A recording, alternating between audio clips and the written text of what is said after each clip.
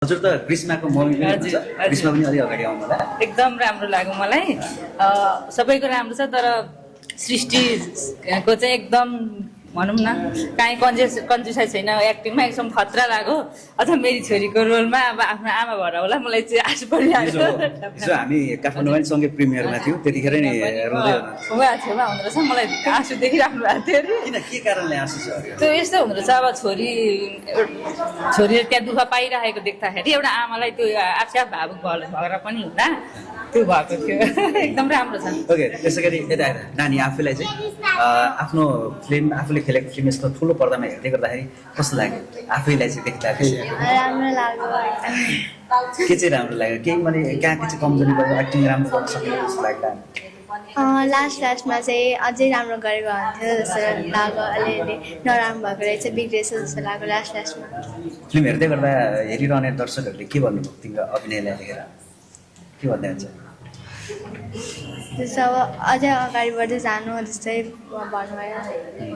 Bholanath Katwal sir हुनुहुन्छ उहाँ चाहिँ यो फिल्मको सहायक निर्माता पनि हुनुहुन्छ एउटा फ्यामिली एउटा सानो नानीलाई आफ्नो छोरीलाई चाहिँ यत्रो सानो उमेरदेखि नै यो सेक्टरमा अगाडि बढाउनलाई लागि पर्नु भएको छ तपाईँहरू उदाहरणीय अभिभावक हुनुहुन्छ एउटा यो सेक्टरको लागि के भन्न चाहनुहुन्छ अहिले आफैले आफ्नो छोरी ठुलो पर्दामा अभिनय गर्दै गर्दाखेरि कस्तो लाग्दैछ तपाईँलाई चाहिँ अहिलेसम्म जति सोचे हो त्योभन्दा बढी गरे हो भन्ने लागिरहेको छ यति राम्रो यस्तो पर्फेक्ट अभिनय होला भन्ने हामीले सोचेका थियौँ तर छोरीभित्र नि यति क्षमता रहेछ यहाँसम्म चाहिँ उसले गर्न सक्दो रहेछ भन्ने चाहिँ हामीलाई प्रमाणसहित पेस गरेको देखियो भनौँ न होइन हिजो म पनि प्रत्यक्ष काठमाडौँमा हुँदै गर्दाखेरि नानीको प्रिमियर सकिसके पछाडि नानीले एउटा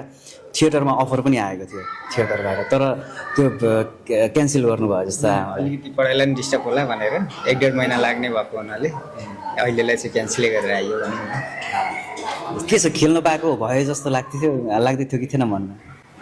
लाग्दैथ्यो तर मेरो यता पढाइलाई पनि एफर्ट हुन्छ त्यही भएर नि अब अन्तिममा तपाईँहरू सबैले भनिदिनु होला यो फिल्म चाहिँ किन हेर्नुपर्छ